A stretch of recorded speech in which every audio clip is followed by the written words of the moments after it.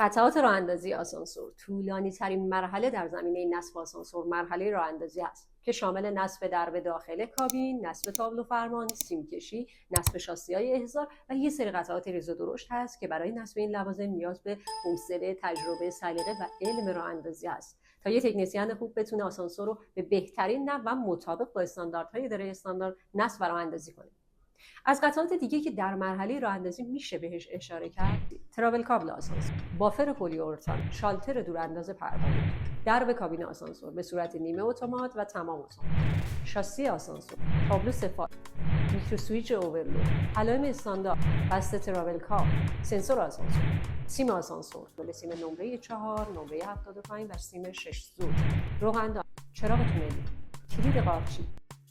پریز روکار و بست کمربندی، لوله خرطومی، نوار چسب، داکت آسانسور، دیکتاتور، فنردر و قفل در.